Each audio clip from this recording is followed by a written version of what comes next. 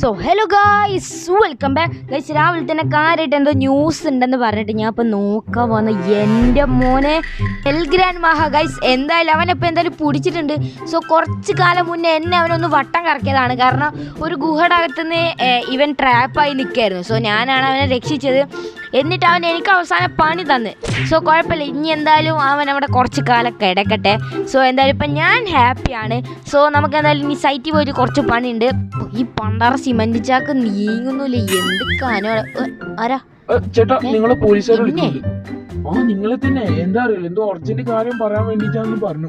അപ്പോൾ ഈ സൈറ്റിലുണ്ട്, അവിടെ പോയാൽ കാണാന്ന് പറഞ്ഞിട്ടാണ് ഞാൻ ഇങ്ങോട്ട് വന്നത്. നിങ്ങൾ വിളിക്കുന്നുണ്ട്, വേഗം ചെന്ന് നോക്ക്. എന്തോ സീനുണ്ട്, അല്ലാതെ സാർ എന്നെ വിളിക്കാൻ ഒരു ചാൻസും ഇല്ല. ഞാൻ എന്തായാലും ഇവിടെ എത്തിയിട്ടുണ്ട്.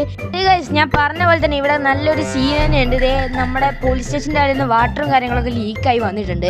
സോ ഇനിയിപ്പോൾ ഇത് റെഡിയാക്കാനായിരിക്കും എന്നെ വിളിച്ചത്. സോ എനിക്ക് ഇങ്ങനത്തെ പണിയൊക്കെ തന്നെയാണ് ഉള്ളത്, അതുകൊണ്ടായിരിക്കും സാർ നമ്മളെ വിളിച്ചത്. സോ എന്തായാലും നമുക്കിത് പണി ചെയ്ത് കൊടുക്കണം ഗായ്സ്. അപ്പോൾ നമുക്ക് അവിടെ പൊളിക്കണം എന്നുണ്ടെങ്കിൽ നമുക്കൊരു പിക്കാസ് വേണം. സോ ഗായ്സ്, ഇതാണ് ഞാൻ പറഞ്ഞ സാധനം. സോ ഇത് വെച്ച് നമ്മൾ ഫ്രണ്ട് സൈഡ് തുരന്ന് പോകാനാണ് പ്ലാൻ. സോ അടിയിൽ എന്താ ലീക്കോ കാര്യങ്ങളോ എന്തെങ്കിലും ഉണ്ടോ എന്ന് നോക്കണം ഗായ്സ്. നമ്മൾ പുറത്ത് പൊളിക്കുന്ന അത്ര സേഫ് അല്ല, കാരണം അത് ചിലപ്പോൾ ബോറാവാൻ ചാൻസ് ഉണ്ട് ഗായ്സ്. നമുക്ക് എന്തായാലും അകത്ത് ഈ ലീക്ക് കണ്ട ഭാഗത്തൊന്ന് പൊളിച്ച് നോക്കാം ഗായ്സ്. ഇവിടെ ഒന്നും പൊളിയുന്നില്ലല്ലോ ഗായ്സ്. ഞാൻ കുറച്ച് സിമെൻറ്റ് എടുത്തിട്ടുണ്ട്. ഇവിടെ വലിയ സീനൊന്നും ഇല്ല എന്നുണ്ടെങ്കിൽ നമുക്ക് തേക്കാന്ന് വിചാരിച്ചിട്ടാണ്. ഈ സാധനം പൊളിയുന്നില്ല, ഇത് എന്ത് ടൈൽസാണെന്ന് എനിക്ക് ഒരു ഐഡിയ ഇല്ല ഗൈസ്. എന്തായാലും രാത്രിയായി, ഞാൻ ഇനി നാളെ വന്നിട്ട് പണിയെടുക്കാം കേട്ടോ. കാരണം കുറേ നേരമായി അതിമ കടന്ന് കഷ്ടപ്പെടുന്നു. ചെന്നിട്ട് ന്യൂസ് നോക്കണം, നമ്മുടെ എൽ ഗ്രാൻഡ് മഹക്ക് എന്ത് പറ്റിയെന്ന് യാതൊരു ഐഡിയ ഇല്ല. സോ അത് പോയി നോക്കണം. നമുക്ക് നോക്കി നോക്കാം ഗൈസ്. ഞാൻ പറഞ്ഞതുപോലെ തന്നെ എൽ ഗ്രാൻഡ് മഹ കൂടിയിട്ട് ഇറങ്ങിയെന്ന്.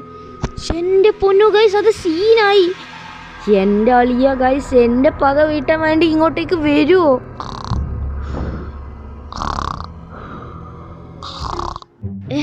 രാവിലായോ?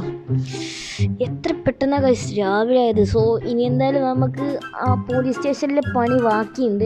സോ അവിടെ അത് കഴിഞ്ഞിട്ടില്ല. അവിടെ ഞാൻ ഇന്ന് രാത്രി ആയപ്പോൾ പോകുന്നതാണ്. ഇന്നെന്തായാലും ആ വർക്ക് കംപ്ലീറ്റ് ചെയ്യണം. എൻ്റെ പൊന്നു ഗൈസ്, ഞാൻ ഇവിടെ വന്നപ്പോൾ താണ്ട് ഇവിടുത്തെ പൈപ്പ് പൊട്ടിയ പോലെ വെള്ളമാകെ ലീക്കാണല്ലോ ഗൈസ്. ഇവിടെ എന്തോ കാര്യമായിട്ട് ഇതിൻ്റെ അടിയിൽ സംഭവിച്ചിട്ടുണ്ട്.